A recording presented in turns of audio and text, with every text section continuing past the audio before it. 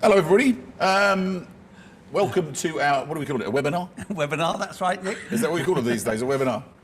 I can tell you that I'm particularly excited that I managed to get into at least one of my jackets after putting on a load of lockdown weight. I don't know how you're feeling about the same. We both got the memo about the blue jacket, didn't we? That's right. So Joe's waiting to say hello. Yeah, I think we should go straight I was to Joe, waiting to who's say hello. the most I wasn't important sure person, that. to speak tonight. Can you hear me all right? I haven't. I was waiting for my instructions. That was the problem. Can you hear me? Can anybody hear me? Yes, well, we Yeah? can hear you. Yes, go ahead. Great. Okay, well, I'll do my introductions before I pass over to Nick. So thank you for starting, Nick, and apologies for that slight hiccup. But it's a great pleasure to welcome you to this next in a series of the 175th Alumni Conversation in Conversation series. Tonight, we don't have an alumnus in the panel, but we're very fortunate to have two major celebrities, I should say, coming to do a conversation about. I won't say which is the more major and minor one, but it's wonderful to have you both here, and thank you very much for getting into a conversation about the real world of archaeology. Now, I should say at the outset that this is a really exciting time for us at the RAU. It's a special occasion because this is the first public webinar or lecture that's been given from the new cultural heritage in Swindon. And you're going to hear a little bit more about that from Professor Mark Horton. It's not a story that everybody knows, but the inception for this project, or the RAU being involved in this project, did arise at a drinks party, because usually the best ideas happen at drinks parties. And I was at a drinks party, obviously totally sober, with Professor Horton. And we were talking about, we hadn't seen each other for a long time because Mark and I were at Bristol together. And Mark became absolutely passionate about the new project that he was starting in Swindon. I hadn't long, I don't think, Mark, become the Vice Chancellor of the RAU. And so Mark invited me to look at Swindon, and it was at that point the bare bones of a project. And today is the culmination of a journey, because it seemed to me that this was a really exciting new opportunity for the RAU, because we are an institute that focuses on the land. And of course, we talk about the land being our future, but the land is also about our past. And I think it's even more important these days that when we think about new ways of farming land or caring for the land, that we understand what lies beneath it and what has been, for want of a better word, spread upon it by previous generations and civilizations. So I think that's going to come across this evening. So Mark is currently Professor of Archaeology and Cultural Heritage and Director of Research at the RAU, a very long job title. And he really combines field and scientific investigations all over the world. And he has worked in so many exciting places.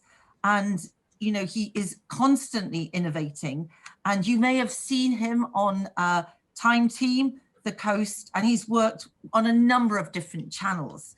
And what I hadn't realized was that Mark and Nick were great friends. And so Mark took me one night. Again, it seems to revolve around alcohol, a lot of this, but Mark introduced me to Nick in a very nice pub nearby, Cirencester. And Nick is known to many of you because his amazing work with DIY SOS on the television. But I hadn't realized that he was an incredibly knowledgeable historian and has, like Mark, a passion for archaeology, and they speak regularly about these issues. Now, the other thing that not everybody would know is that Nick and I are actually quite close neighbours, and he's a true gentleman. He never passes rude comments when I'm walking past in the morning in my pajamas. And not many women can say that they've had Nick Knowles Cedar in their pajamas when I'm walking the dog. So it's a particular pleasure for me to be able to welcome both of them. And I'll hand over to Mark to give you an introduction to the Cultural Heritage Institute. Over to you, Mark. And thank you both again for taking the time to join us this evening. Well, thank you very much, Joe, for that warm introduction. And it's just amazing that we're here in RAUCHI in Swindon. And I said it's been a 4-year journey to convert the former carriage works into this absolute state-of-the-art educational facility. And we really have to thank Swindon Council, who have put in a lot of money into creating this quite incredible facility. We've got state-of-the-art lecture theatres, we've got laboratories, we've got seminar rooms, we've got staff offices, we've got engaging spaces for the students to work with. And some of the students are actually behind me now. This is their second day here because of all the issues of COVID and getting back to face-to-face teaching. But now we're doing face-to-face teaching. We're here in this incredible facility that I think is not just where we're going to be teaching cultural heritage, but also enables the RAU to engage in a major urban area in Swindon to increase the diversity of students, to introduce new programs, and to create a foothold in one of the last, as it were, large towns in Britain that has no university at all. So it bodes well in all directions. I think a question that maybe some people might look at and say, well, it's Cotswold, Swindon, pretty much on the edge, not you to plant it somewhere in the middle of the Cotswolds. But in actual fact, it's fair to say that Swindon is the gateway, isn't it? And both currently with motorway links and rail links, so easy to get here and get access to something like this, which is really important. But also historically was the gateway with the Ridgeway coming along in this direction, and that's how people travelled and got here in the first place. And of course Ermine Street, which is the A417, which is where you get to Cirencester off the M4. Yeah. So absolutely. So yes, so we've got these amazing, we've got 5 programmes now running in historic environment, buildings, archaeology, historical archaeology, and a sort of MBA. So it's anyone who's interested out there, look at our website and come along and enjoy our amazing time here. Obviously, people are obviously aware that Cirencester's attachment has always been, as an agricultural university, not necessarily known quite how much that there was an archaeological department as well. Well, yes, this is all very new. We've been teaching heritage and archaeology for a few years at foundation degree level, but this is a whole new departure. And actually, it's incredibly relevant because with ELMS, environmental land management, cultural heritage is absolutely full square in the financial packages for people who are farming and managing the land to, as it were, look after cultural heritage. And that's not just field barns and old walls and so forth, but it's the buried archaeology, it's the humps and bumps in the fields, and as you know, as we've been tramping around, just how the riches of this country are just sitting there underneath the fields. Indeed. In fact, I would say I'm doing a series for Discovery at the moment on some of the great stately homes and the big castles around the country. And many of those are actually finding that stuff archaeologically that they have in their grounds is actually a huge draw in terms of getting people through the gates and paying for for whatever it is they need to do and maintaining some of the big buildings. And of course, with Cirencester, it's one of the great historical centres, isn't it? You don't get archaeologically more interesting in this country, do you? That's right. You sent me down to a large estate on the X, I think, didn't you, to fly my drone? And there unknown is a whole landscape that even the Earl didn't know about. Yeah. So very exciting times, and obviously you're looking to grow the archaeological department. And this amazing new place where people can come along and study. Yes, that's right. In all sorts of ways of distance learning, all forms of engagement. All right, brilliant. Now we are here to talk about the dig. That's right. And other sort of associated sections. So let's talk about that then. The dig, the film itself, which is obviously the discovery of Sutton Hoo. The film is based around the discovery of the Sutton Hoo treasures, which if anybody can go up to the British Museum, you can see them, and they are literally gobsmacking. How important a discovery, archaeologically, first of all, was it when it came to light that this longship was in the ground now? Yes, I think Sutton Hoo is probably the single most important archaeological discovery made in England, certainly, but in the 20th century, but probably ever. The sheer quantity of stuff. Of course, some of it's on display in the National Trust, who managed to acquire the landscape, and there's a wonderful visitor centre there. But it's just gobsmacking, the quality of the material. And, the studies have taken place, we realise just how important it is. And that little window into the formation of early England, it was the burial, we think almost certainly, of King Redwald in 624, one of the kings of what's known as the heptarchy, the different kingdoms of Anglo-Saxon England. So Redwold was king of East Anglia and had associations across the North Sea to Sweden, as far as we can see.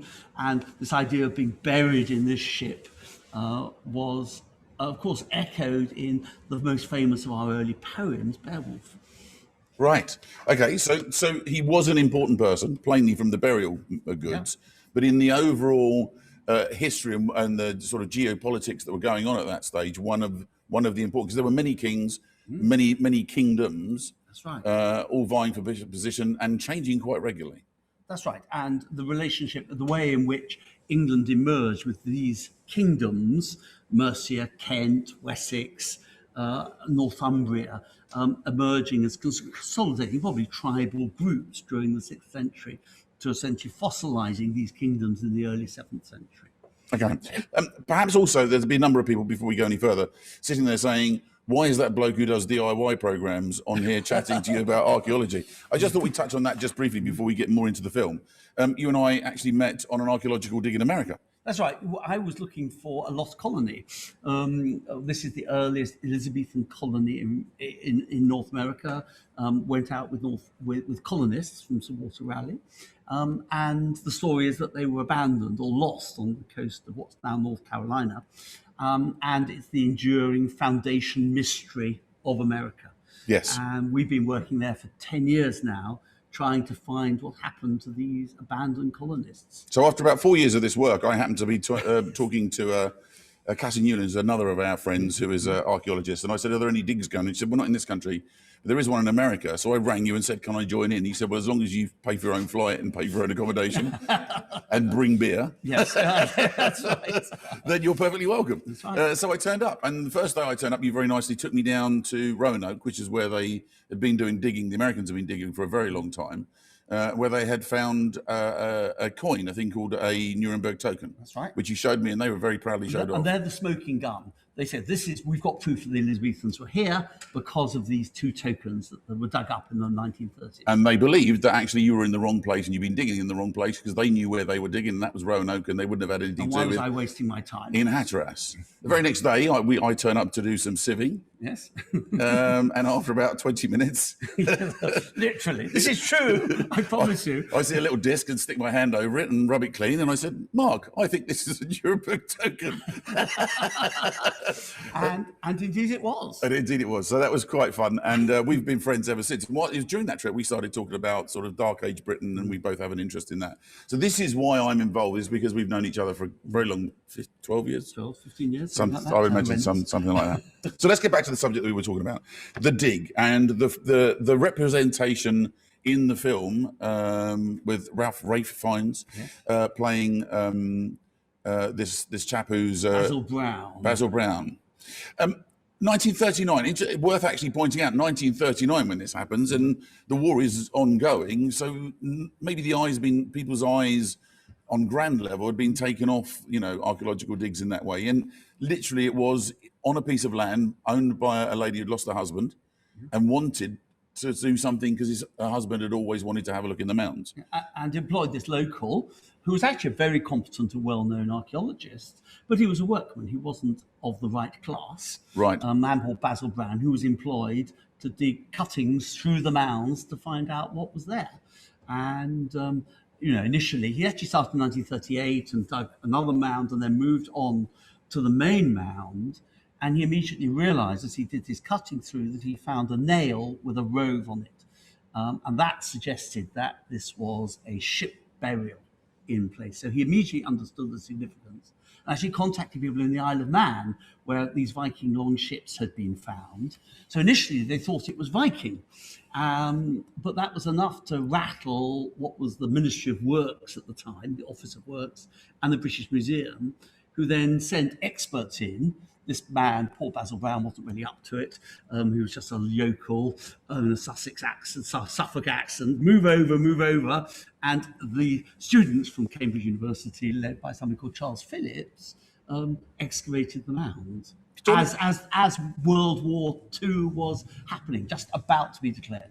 How true do you think that is, that because he was of the wrong class, that he would have been elbowed aside? Oh, completely. really? I mean, it's quite clear both through his own accounts and others that he was not deemed to be competent.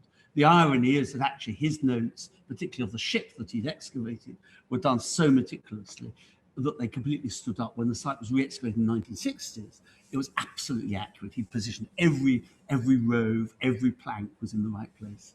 Fantastic. So then, once they started to there was also some people. Some people became upset about the portrayal of the woman in film. Have things moved on dramatically in terms of how female archaeologists are now viewed in the world? Yes, although that was a caricature representation. Peggy Piggott, as she was then, was actually 27. She was seen as a sort of blue stocking girl just out of Cambridge, age 21. She'd actually already had quite a long career in archaeology, directed her own excavations. And indeed, she did make the vital find that showed that it wasn't Viking, but Anglo-Saxon. But being portrayed as sort of clumsy girl in blue stockings is dramatic license, as indeed the whole love affair was as well. Right. Oh, really? Yes, that was all completely made up. That's rather disappointing.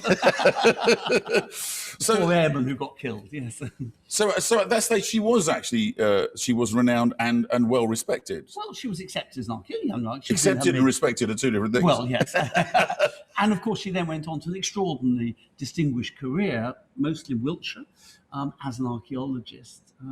And rather interestingly, lived with T. Lawrence's brother, A.W. Lawrence, in her last years. Is that right? Okay, so how accurate do you think the film was overall then? Well, the archaeology was pretty accurate. The drama, the social history, maybe was, there to make a good film. But I would say that I've actually, when I was that age, when I was 20, 21 at Cambridge, I went on an almost identical excavation in a country house in Kent.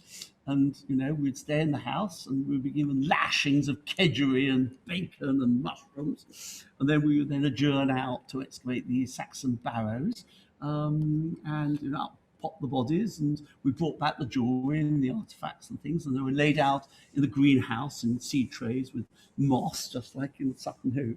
Then we adjourned for a jolly good dinner. The whole thing was wonderful. And Digs are slightly different these days, aren't they? Digs are, I'm afraid, very boring in comparison. How important was the stuff that was found there in terms of understanding the period that it came from? It was massive, and of course the context it was all hidden away in the war, but it was the context of how England emerged as a nation. So, we're looking in the 1950s and the 1960s, senses of national identity and who we are, and these artifacts, which ironically come from invading Germans, which of course was not really lost at the time. So very complicated historical stories in there. I was thinking this only the other day. Obviously, there are constant conversations now about immigration and over the years. But if you go back historically, this country has always been. I was talking to someone the other day about the cave at Haviland. Is it the Paviland Cave? Yes. The Scarlet woman, or the Scarlet, which actually is male, which is a male in actual fact, and it's ochre, not makeup, as was first thought by the Reverend who discovered it. But nonetheless, there are suggestions that might be. That the skeleton is of an African nature. And so this person 30,000 years ago, migrated across, and then people migrated across the land bridge and then continued coming and, and of course, this is the end of the line, isn't it? It's the last stop on the tube. And you also realize, we're really until we became an island, we're on this peninsula on the really edge of Europe. And, 8,000 years ago, the British Isles separated from continental Europe. But it didn't stop people moving across the channel. So it is quite clear from particularly ancient DNA studies, just what a sort of mongrel lot we are, with real complexities, with migrations and movements happening across the seaways, right up until relatively recent times. Well, even our language is an interesting combination of Latin and Germanic, isn't it? It's which represents that. So what do you think that The Dig as a movie did in terms of drawing people's attention back to archaeology? Because, Time Team did a great thing for many years, and if you like archaeology, you like archaeology. Make a movie, a feature film like that, and people look into it who may never consider looking at and would have fallen in love with it. What do you think it's done? Yeah, well, I think so. I mean, everyone up to now, Hollywood's treatment of archaeology has always been Indiana Jones, Yes, and Raiders of the Lost Ark. Whereas actually what the dig gave was a sort of a much more considered and much slower film. Some people thought it was very slow, but it was beautifully identified and shot. There's a slightly more considered world, not of the world of adventure and whips and hats. we are in the movies at the moment. I don't know how many remakes they're going to make of Spider-Man, but it does feel like they're doing the same thing over and over and over again. So those beautiful films, whether it be in America something like Shawshank Redemption, which is actually a long, slow film, but gets you into the personalities. And certainly, I think with The Dig, you grew to appreciate Basil and the Lady of the Manor, and the subtleties of their relationship and his determination, and having to set aside his pride and all of those things that came with The Dig. So you think it will have actually engaged people with archaeology? I hope so. And what we have to do is persuade the streamers, because don't forget, it's not the Hollywood box office people, it's the streamers. Dig has come out through Netflix, and they've got the money, and hopefully they will have banked on the success of The Dig and say, look, this is box office, it's a success. We need more films like this. I remember when I was in Australia, when I was 25, walking out onto the harbour at Circular Quay, where they were doing an archaeological dig, and they were very excited because they'd found original post holes. And I said, well, how old do you think? He said, well, we think possibly almost 200 years old. And he said, where do you live? And I said, I live in a house that's 350 years old. One of the difficulties, because of course, do you think we're a bit sort of dismissive of archaeology in this country because we're literally standing on so much of it? Yes. It's every. I mean, are there any more Sutton Hoos out there to find? Well, I'm sure there are. I mean, we have all these Anglo-Saxon kingdoms. In fact, a mini Sutton Hoo was found a few years ago in Southend-on-Sea. It hasn't really been widely publicised. It's called Prittlewell, in which jewellery and goodies of the same quality as Sutton Hoo were indeed found in a burial chamber, and they didn't hit the headlines. But there are other royal burials that have been looted and so forth, but almost certainly had the quality of Sutton Hoo. When I was doing news down in Maidstone many years ago, people don't know this, but I used to do news coverage, and we were called down to Folkestone, where they were cutting a new road to go to the channel. And under the road, they found a longship, and they had half of it. And because of the time constraint, they took out the half they could get at, and left the other half in the ground and reburied it, and because they couldn't get to it. It was terrible. I know, absolutely disaster. I'm not sure there's any other country in the world would take something and say we just found something that's 900 years old. Possibly Italy, I suppose, maybe. But it's extraordinary, isn't it? How much of how offhand we are about all of these things. Yeah, and there are actually so few of us out there as archaeologists. There's one of the things we want to try and do in this institute is train up a whole new generation of archaeologists out there to respond to the road building programs and the infrastructure programs that are happening, because there's actually too few of us out there with the skills needed. So there's a bit of a hobby horse of mine, which is that it bothers me that, say, for example, in Cirencester, which is a huge Roman town, there's practically nothing uncovered. There's a museum where they've lifted some mosaics and some things that have been found, but literally where things are, if you go up to the amphitheatre, there's nothing on show. It's just, the bumps in the ground. No part of it is excavated and open for people to look at. We know, you and I are fairly sure we know where the governor's palace is, and various other things, but none of it's on show. No, it's awful. I mean, Cirencester is the second largest city in Rome, Britain. It was a provincial capital, along with London and Lincoln and York. It was a place of metropolitan importance. It would have had its own bishops. When it was after the exception of Christianity, it had its own governors. It was the centre of a province. It was one of the richest in the entire Roman Empire. The villas that are out there, the spectacular discoveries that are being made at the moment, show the sheer scale, the opulence. This was the Dallas, as it were, of the Roman Empire. And yet you go to Cirencester, and actually what's on view is very disappointing. And of course, the argument is now, when it comes to archaeology, well, we can see it on ground radar, we can get an impression of what's underneath, and we shouldn't disturbing it, because in uncovering it, we will disturb it. My difficulty with that is, how are you ever going to get kids involved or engaged? I went down to, is it Fishbourne? And what you walk through Fishbourne, and you can't help but be engaged when you can see the hypercaust and you can see the, you know, the mosaics and the layout. And as you say, I mean, if you look at Woodchester, for example, how big is that? Well, that's the largest villa, one of the largest villas north of the Alps, and yet it's a field. Yeah, about the size of 3 football pitches. Yes, with sheep in it. It's like, surely it wouldn't And a rather faded display panel that was put in the 70s and has been vandalised. Would it kill us to actually dig some of that and put a roof over it so that, you know, we can engage school kids, or, you know, visitors and tourism would bring tourism and money into areas? I don't think so. I mean, I think we've got to grasp. I mean, Time Team to some extent did that. Yeah. But the temptation of pickling our past in aspic to say can't touch it, leave it there for the next generation. There's an argument in that scientific technologies are moving forward rapidly. So archaeology is destruction. So if we dig something up now, the next generation can't dig things up. But there's so much out there. There's actually a slightly braver approach to our past, and uncovering it and engaging the public seems to be essential. Otherwise, you know, so why just look, your Roman boat, you know, your Viking boat will carry on being cut in half by the planners and government, because they don't see it as important. Unless the public are engaged and excited about this, then we don't really have a future. Yeah, no, I think that I you know, I know that we agree, so I knew I was asking a loaded question when I went. So let's talk about the period in which that film was set. Was it still a case of sort of enthusiasts and gentlemen archaeologists? Because it seems to me historically, when you go back over history, you find the Reverend such and such, and they were titled people and reverends who the liked. The word is antiquarian. Thank you very much. That's why I'm the journalist, because but you know, it was a titled thing to do, and the hoi polloi didn't really get involved with that kind of thing. I think.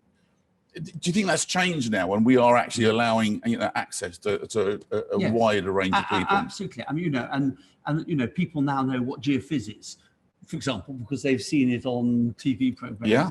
And actually, if you look at the schedules, most nights there is archaeology on one or other of the terrestrial channels.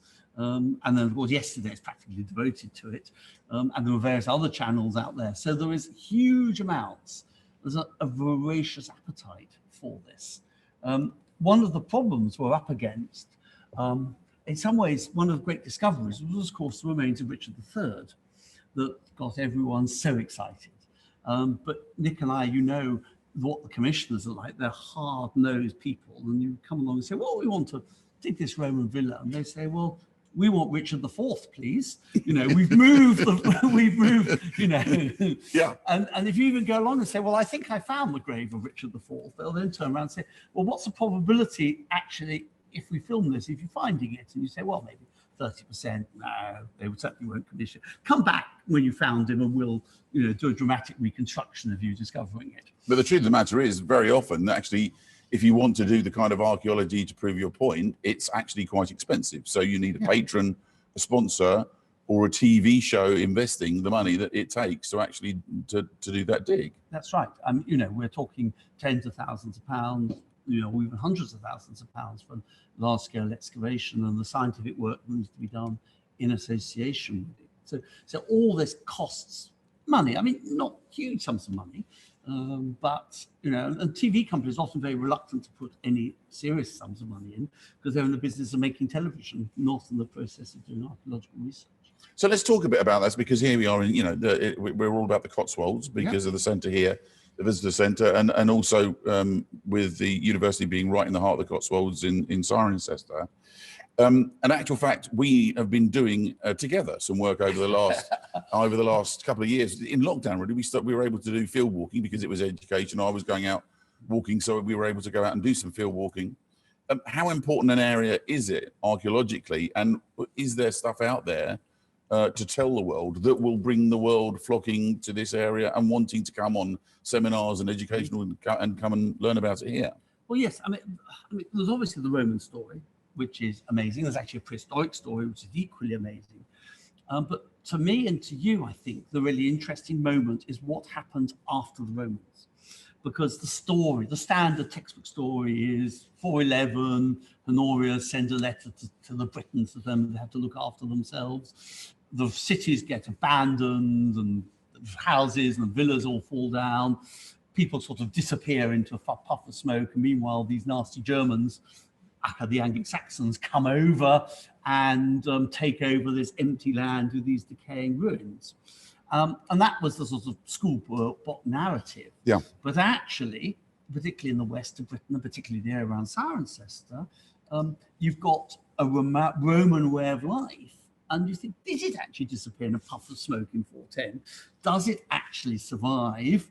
And did it survive well, not just into the later 5th century, but maybe even into the 6th century as well? And indeed, you know, going forward, are these Anglo-Saxon kingdoms really British kingdoms with a sort of veneer of Anglo-Saxon on top of them? And in actual fact, we found a few things that have actually led us onto a greater story, which oddly, part of which I was saying we were talking about only recently, with it being an agricultural university, that a lot of the story that we've discovered stretches across to Wales and Ireland and agriculture. That's right. And it's all about what the West Country was doing, what was feeding these incredibly wealthy villas that we can see. And the answer must be trade. And research of a colleague of mine in Ireland has demonstrated a much more significant Roman presence, particularly in the southern part of Ireland. And that what we're beginning to understand is that there was a trade in foodstuffs, particularly spelt wheat, but also other commodities from Ireland into Western Britain via the Severn Estuary and up to Gloucester and Cirencester. And there's some quite important rebuilding going on many of the large buildings and the amphitheatre and various other things in that sort of late 5th century, and which shows that there was wealth here. And indeed, if you go over to the other side of the Severn, all the way down through Caerwent and Caerleon and so forth. And the spectacular new evidence from Chedworth Roman Villa, which is just up the road from Cirencester. The National Trust have got a date from a mosaic, which belongs to the mid-5th century. So they're still making mosaics in the 5th century in these villas, which kind of totally destroys the 410 myth. Yeah, so there's this huge export-import. They've got enormous wealth. They don't have an army because it's all gone over back to the mainland. Yes. So something's going on, isn't it? And we're probably, I don't know how much we should tell people at this stage, but we have a theory which we're hunting down, don't we? Yeah, that's right. Well, what we think is that the link between Ireland and Gloucestershire and the southwest is much closer and continues through into these periods known as the Dark Ages. Yes. But of course, they're not Dark Ages at all. These are a place of a highway across the Severn Estuary, across the Irish Channel, and indeed connecting as far as the Atlantic and probably even the Mediterranean. So, yeah, well, again, you have to be very careful what you say, though, publicly, don't you? So a little while back, I was doing the One Show, and I happened to mention something, and I was being a little bit cheeky, but I actually mentioned that we knew where King Arthur's Camelot was. yes. Which point I was then driving home, and I suddenly got a phone call from Mark going, "What have you said on television?" Because the world's press were at your door. And absolutely, and a certain professor told me, I think you said, didn't you? So we had the Daily Mail, absolutely irate, ringing up hoteliers in Tintagel, Yes. who were definitely put out of joint. Well, there was a Cornish fatwa on me for a short while where I couldn't cross the border. There were pitchforks on the border, but we've made friends again now, so it's perfectly all right.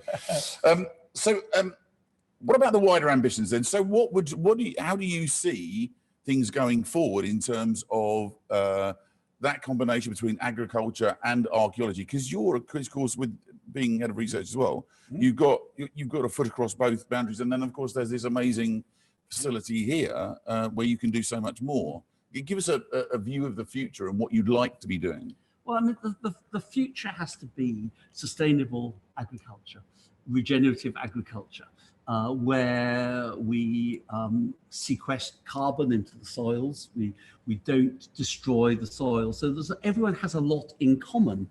For example, at RAU, we've done this 10-year experiment out at Harn Hill to try looking at the yields of different forms of agriculture, whether it's ploughing, direct drilling, or what's called minimum till. And lo and behold, it so happens that the minimum till in the long run, preserves the structure of the soil, and it actually means that we get better productivity. So that is also the thing that's going to protect the cultural heritage, because by putting a plough through a field, you're literally ripping up our history, you're destroying it. So that everybody has this in common. If we're moving forward in a much more responsible agricultural system, that must be, then everybody should be from the same hymn sheet. Now, historically, the wealthy families who owned vast estates would send their sort of third or fourth son or somebody to come along to the agriculture university and actually find out how to look after their land. And after the, how long has it been running now? 175 years. There you go. So after 175 years, there are plainly still things to learn and still things to teach. Yes. To make sure that we're doing it better. That's right. Absolutely. And this balance between agri-tech and sustainable farming, which isn't necessarily a conflict. For example, drone technologies, which I'm a great fan of, enables you to be much more selective of what you're putting onto the ground in terms of productivity and your fertilizers, your inputs and so forth, which are a major driver for greenhouse gas emissions. So agri-tech can be good, but also can be very revealing for archaeologists. So I use a drone the entire time to work out where all our Roman villas are up the Churn and the Dunk Valley, because we can work out for the way in which the grass is growing, where there is buried archaeology. Now, as we've drifted off a little bit from our original theory, which was we were going to talk about the dig, we should sum up about the dig. And do you think then you're going to get a whole new generation of people, youngsters who have actually maybe seen the dig and think, actually, that's something I'd quite like to do, and sort of head into a career in archaeology? Well, I wish we could. Absolutely. I mean, there's certainly job opportunities out there for people. Not particularly well paid. So if you want to be an archaeologist, you have to be a bit crazy in life. But also what we want is also people who are much more sensitive about archaeology and cultural heritage, to go in to be in agriculture, to be in environmental land management programs, to be in consultants, to be in government, to be in local authorities, because that's the way we'll get the message out there. Yeah. So, actually spend your day with a trowel on your knees, troweling away, discovering amazing treasures, which probably 99% of archaeologists probably never do, but actually to go out there into the infrastructure. Okay. So whilst we are blank, I'm actually just going to take a little look down here. Nicholas, do you have a preference on which? Oh no, here we go. There's 2 schools on holiday.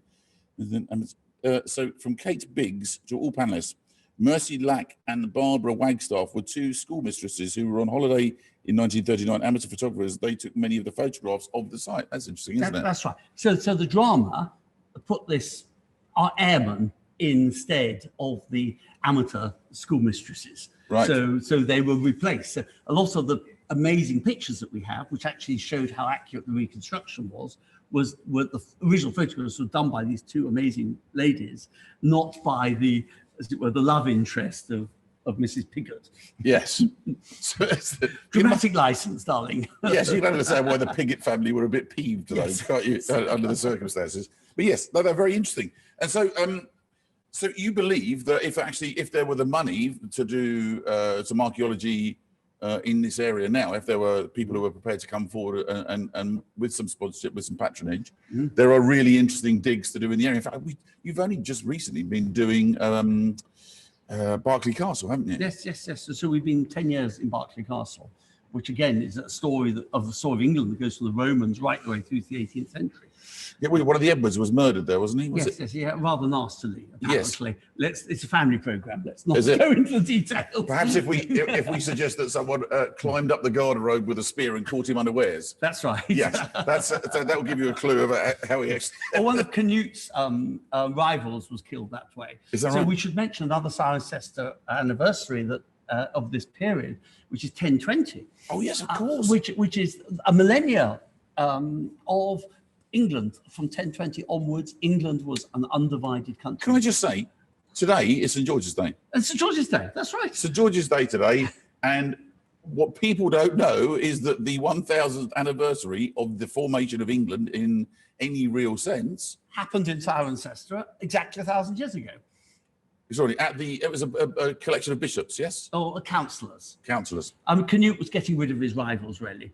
One of whom actually met his end by sitting on his toilet. Somebody got into the pit below with a spear. Yes, nasty. It was a pretty unpleasant time, wasn't it? I was at Exeter Cathedral recently, and there's all the saints on the outside, which of course used to be painted in bright colours. That's right. And they did a reconstruction to see, because they were considering, should we repaint it? It looks like Disney World. It wouldn't work in the modern day. Our tastes just aren't. Go on, Nick. You've got lots more We've got some more questions. questions. Let's do some. Okay. From Nicholas Meller to all panelists: maritime power versus terrestrial power. To what extent does the ship burial illustrate that maritime power was more important than terrestrial power in the era of Sutton Hoo? Well, it was, wasn't it? And actually, Canute was it Canute or was it Alfred who said we need a navy? Yeah, I mean, Alfred is seen as the founder of the English Navy. Remember, Canute, of course, was also. I mean, and this period was about sea power. It was about moving around the coasts, and particularly up the rivers. We always forget the rivers as a means of communication. Now they've all been dammed and locks and things. But you could sail a longship all the way up the Severn, as far beyond Welshpool. You could up the Trent right up into the Midlands. You could take the Thames right up, past Lechlade. In the Roman stuff that we're doing, interestingly, that we're actually looking at the Severn and getting it back to the water levels that it would have been, because in Roman times it's much higher. That's right. And so in actual fact, and under that, the Severn is navigable all the way up to Rochester. Yes, absolutely. And the rivers and the sea were the great arteries. And the amazing thing about these Saxon and Viking longships is that they were equally at home at the sea as on the river. Later on, ships got bigger, and therefore they had to transship commodities from the bigger ships to the smaller boats to go up rivers. But in this period, you could, as it were, sail across from Scandinavia, across the North Sea and up the rivers as far as you could get. That's fascinating, isn't it? Because it means that in order to get up the rivers, they had to have a very low draft, which would make them roll like a pig in a barrel at sea, wouldn't it? And yet Canute, for example, went backwards and forwards across the North Sea as if it was the standard motorway. That's right. And of course, these Viking longships also managed to get across to across to Greenland and into North America. Yes. But isn't there some suggestion? I remember going down into the Mediterranean, North Africa, and going and seeing the Berber people in North Africa, and the suggestion that they might have been the furthest south that the Vikings ever got. Yes. The blonde, blue-eyed Berber Arabs. We'll see. Nick Kay, can you go to the Q&A? But I would say there's somebody telling me to get on with asking questions. Nicholas, do you have a preference? No. I was with Barbara. That's that one there. Let's have a look and see if we've got any more there. Okay, the questions. Well, fire the questions. I'm being asked, are you ready for questions? And I am. So just fire them up here, and we'll go. Then I'm audio ready. Oh, audio ready. We've actually got some audio questions. Right, so okay, earpieces in. And however we're going to go about this, this is beyond my technical ability, but let's see if we can connect up to somebody who wants to ask a question. Far away, anybody? Hi, guys. Peter. Yeah, just a quick question. What kind of evidence are you looking for in Gloucestershire to this link with Ireland? Are you looking at physical evidence? Well, I'm not going to ask. I was going to answer a question then. I defer to you. What sort of evidence are we looking for? There's lots of different categories of evidence. From the one hand, we've got metalwork. We have ceramics. It'd be lovely to get some inscriptions, but bizarrely, there are quite a lot of Irish inscriptions in the southwest, in South Wales, and in Cornwall, and a few in Devon. There's very few here, but there is one Ogham inscription, for example, from Silchester, that represents certainly an Irish presence as far east as Silchester, which is kind of just south of Reading. We're also able to note that some of the brooches that are made are slightly longer than the standard Roman brooches and are recognisable as Irish-made brooches, aren't they? But to confirm that, we need to do science. Yeah. So one can do a certain amount of typological study, but at the end of the day, we need to analyse the content to home that one down. One of the other interesting things that sort of points you in that direction is that the kings of Wales at this period that we're talking about talk about coming from Ireland. And in fact, if you go to the Tristan and Isolde, which was a story that was thought to be a middle-aged sort of 12th century kind of romanticized story, and they say, and that the story says when they're on the ship over from Ireland to Tintagel, to Cornwall. But interestingly, a stone has been found in Cornwall to Tristan. Yes, that's right. A memorial stone to Dristran, which is thought to be Tristan. So this medieval myth story by the romantic poets and the romantic chroniclers, people like Geoffrey of Monmouth in the 12th century, actually has some Dark Age confirmation. Yeah, this is always the thing, isn't it? I mean, as far as archaeologists are concerned, that colloquial stories and local sort of legends are just that, they're fairy tales. But so often there's something, you find something that then backs up what the locals believe. I mean, one of the best examples, I think, is in London when they were doing some digging, and in the area of Houndsditch, they found a ditch with a Roman soldier and his hunting hounds buried with him. Now, nobody would have known that was Houndsditch or called Houndsditch, but yeah, let's continue. There is a Knight Rider Street in the City of London, which runs along the line of the old medieval jousting. So that's word of mouth that continues, isn't it? And it always seems to me that there is a nub of a bit of truth in a local story. Particularly in place names. I mean, going back to London, at the end of the Roman period, it seems that people moved out of London, out of the walled city of London, to the west. It actually took archaeologists a long time to realise that the Strand, which is actually Anglo-Saxon word for a trading beach. So the Strand, which we now know down with the Savoy and all that, yeah. And of course the old Anglo-Saxon name for a trading town was a wick. So it doesn't take long to realise that Old Wick, which is in the Strand, is of course the same name. And so when we started to look at what was down there, we realised that all this, what we call Middle Saxon material, was all concentrated not in the city, but out to the west. Interesting. Thank you, Pete. Did you have a follow-up question based on what the prof said? No. Okay. No, we got somebody else on. Who else have we got on? Joe Price. No, I wanted to bring you back to sort of the implications in some ways around the practical implications for the county and for Wiltshire and Gloucestershire, because this morning I was in a meeting where we were talking about skills and we were talking about employability. I mean, I was thinking about tourism as you were speaking. I mean, could you just elaborate, either of you or both of you, on what you think this greater visibility about our incredible heritage in this region will do for tourism and how that could impact on the economy of Gloucestershire? So it's slightly off the dig, but we've talked about it, Nick, over the garden fence. So we have. Well, look, sketch it out.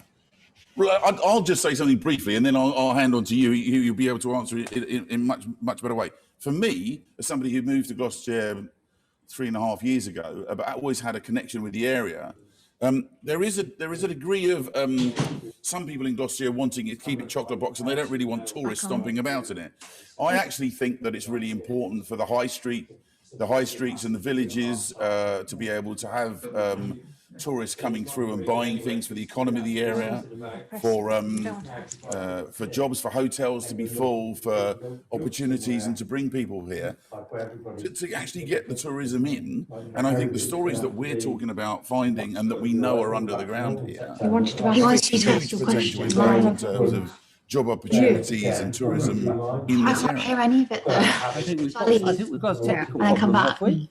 No, I don't think so. I think you can hear a lot. We can still hear Right. the background. That's what's going on. Okay, so I'll respond. I'll take the headphone off.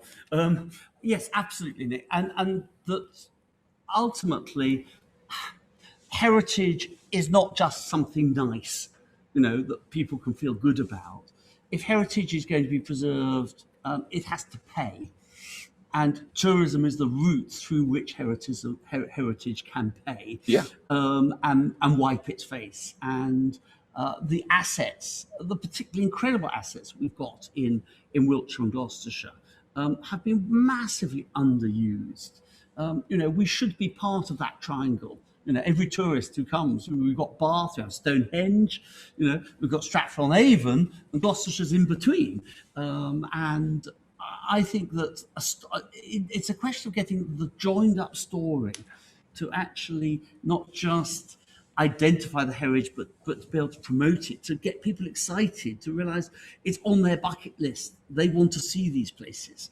I agree, which is why I think we need to uncover some of them. Yeah. You know, build appropriate buildings over the top to protect them, but uncover at least part of them so people can get an idea of what it is that's here and that extraordinary story, which, to be honest, at the moment, the story that we're discovering is rewriting that sort of Dark Age period, isn't it? It's a completely new view on that whole sort of degradation of Romanitas in this part of the world. And you know, I mean, you know, who's not to love King Arthur? I mean, yeah, absolutely. Well, he's in there somewhere. But he's I mean, in there somewhere. Even if it's not, if it is not him, that period that we're talking about with the Anglo-Saxon invasion, we know for a fact that something happened that stopped it and kept the peace for about 60, 70 years, right on that sort of 500 mark. At which point, then, it's less of a massacre and an invasion and rout as opposed to an assimilation, isn't it? Yes, absolutely. And the contact between the two. In some ways, the political structures survive, but they're just given a slightly different framework. Yeah. And, you know, like people go to see Bath because there's a lot of Bath to look at. Actually, if you didn't have the Roman baths, which were only, you know, really uncovered in the last 100 years, weren't they? That's right. That wasn't that, you know, but people flock to that. We have things of equal value all over the countryside here. And you could put together an amazing sort of Dark Age or post-Roman tour here that would include the whole Arthurian legend period, which I think would have people flocking from all over the world. And we might have to claim that Cirencester is indeed Camelot. Yes. Yes, but it's okay because Cornwall, Tintagel may well still be, he may well have, there's a tribal link up actually, isn't there? Yes. Because oddly, Cornwall and Tintagel is where the tin was. Tin was really important from Phoenician times, even before, and they were coming from the Mediterranean to get tin there. And tin was still equally important in Roman times. And so they were trading. And so whoever was in charge of this part of the world was managing the tin, South Wales, the copper, grain from Ireland. So it's a really interesting area, isn't it? Make those connections, absolutely. Yeah, right. Any more questions? So what have we got here? Who's on next? Sarah? Sarah? Sarah still there? Hi, hello, I'm here. Hello. Fire away.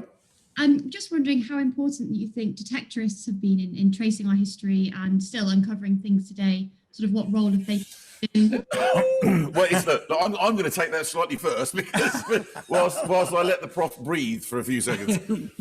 Responsible detectorists are really good. And in fact, we work with a couple of responsible detectorists who are also archaeologists. Unfortunately, the detectorist community also has a number of people who are not reliable and not trustworthy. And that makes it a really difficult area because very often what comes out of the ground as far as archaeologists and historians are concerned is the interest is in what it is and where it is, and we don't really care about the value. I mean, I know for a fact you've dug up things that were worth, well, priceless, but you're not interested in the money. You're interested in what it means and what it says, and archaeologists are. The difficulty is that, you can get detectorists in a field and they'll take 30 things. You'll never know the story of that field and that place if those things have gone missing. And unfortunately, too many of those things go missing. So I know they get annoyed that they get a bad reputation, but they kind of need to sort out and weed out the bad people in their own cohort before they can be, really trusted by archaeologists. And they will always be that tension, I think. I thought I might start that as a mollifying before I get an archaeologist, a genuine archaeologist, to give you their answer. I mean, Nick, you'll be surprised that I actually broadly agree with you that metal detecting as a geophysical technique in which the finds are properly recorded, preferably either left with the owner or put in the museum, and the exact geographical location of where the object comes from is a useful form of survey method. One of the issues is we get worried about taking objects out of their context. So if it's a ploughed field, that's been destroyed, could have been ploughed. But digging holes down through, and as metal detectors got more and more powerful, there's a risk of taking objects out of their stratigraphic position, which means if anyone goes to excavate that site, it'll be stripped out of the metal work there. But the nighthawks really are a massive problem. I did a thing for the BBC a couple of years ago in a well-known site in Gloucester, a Roman town in Gloucestershire. And we borrowed from the Natural History Unit these sort of camera traps, to find Motion sensor motion things, yeah. sensor camera traps. We put them around the site, and lo and behold, there we have, this is totally illegal. It's a scheduled ancient monument. They are breaking the law. They go to prison. Although there were people with their camouflage and their beanie hats at 2 o'clock in the morning, going over this site, stripping it of its. And the trouble is, at that stage, they know what they're doing. Absolutely. Otherwise, they'd be there in the middle of the day. Why do you ask the question, Sarah? Can you? No, have she gone? Have we moved on to the next person? We'll never find out why she asked the question. That's it. Who have we got next after Sarah? John Hoy. Thank you, Mark, and interesting discussion, and good to have you with us. I'm just interested. There's huge pressure on sort of urban sprawl, greenbelt development, building new houses all over the place. Do you think this hinders the integrity of archaeological investigations? Or flipping it the other way, is that one of the tools to slow down the pressure of such urban sprawl? Well, Well, you're a builder. Well, that's the thing. I've got a foot in both camps on this one, haven't I? That's the difficulty. Historically, I've got to tell you that the builders say that if you find bones in the bottom, in the footings of somewhere, cover it up and don't tell anybody, because your build will get held up for 3 months, and suddenly all your profit margin will go out of your build. So that's, I mean, I'm only saying that because genuinely that's the kind of conversation that you hear on building sites. No builder will ever tell you that that's actually what happens. And it is obviously terrible, because what happens is you might be on the verge of finding something amazing, but as builders are covering up.